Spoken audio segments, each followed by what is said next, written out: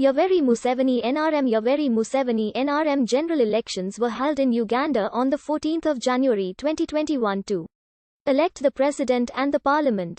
The Electoral Commission announced incumbent President Yoweri Museveni, who has ruled the country since 1986, as the winner with 58.64% of the votes, although the U.S. State Department qualified the electoral process as fundamentally flawed, and the Africa Elections Watch Coalition said they observed irregularities. The official voter turnout was 57% but is questioned since 409 polling stations have been announced to have 100% voter turnout.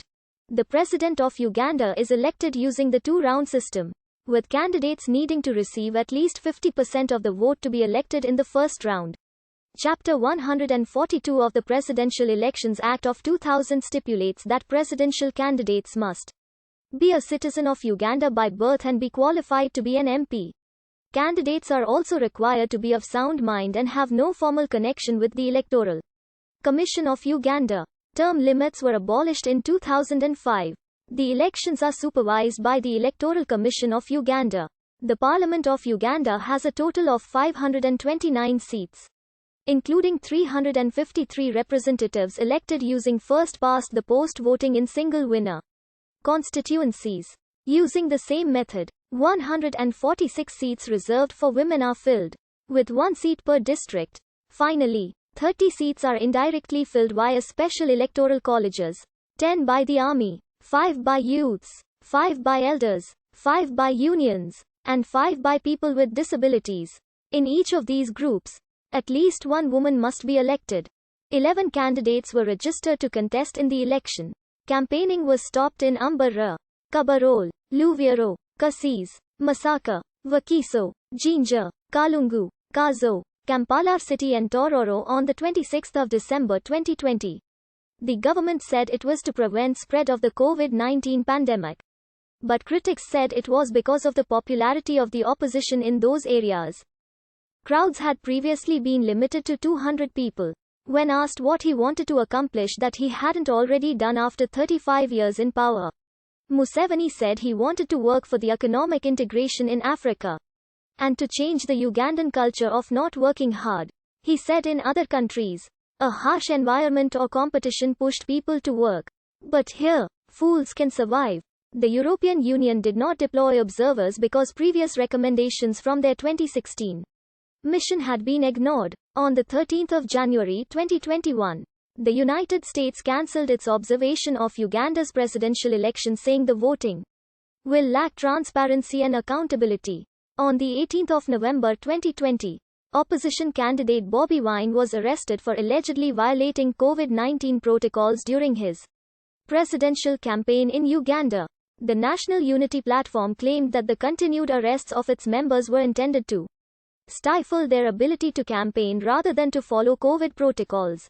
Supporters of Wine took to the streets of Kampala, clashing with security forces. This led to violent protests in which 100 people died and more than 500 were injured. Wine was arrested again on 30 December on Kalangala Island, where a rally he was holding was cut short by police.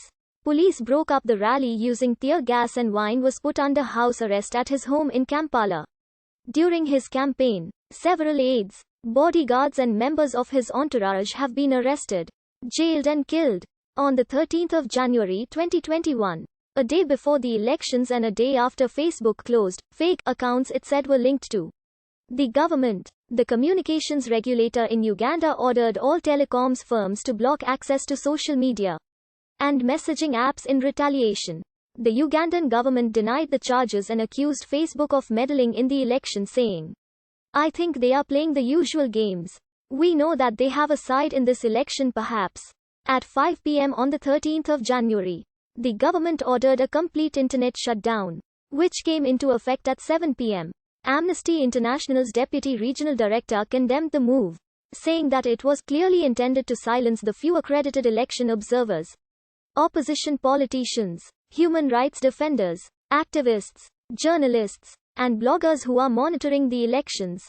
On 15 January, Bobi Wine announced that Ugandan security forces had surrounded and breached his compound after he had alleged that the elections had been marred by fraud and violence.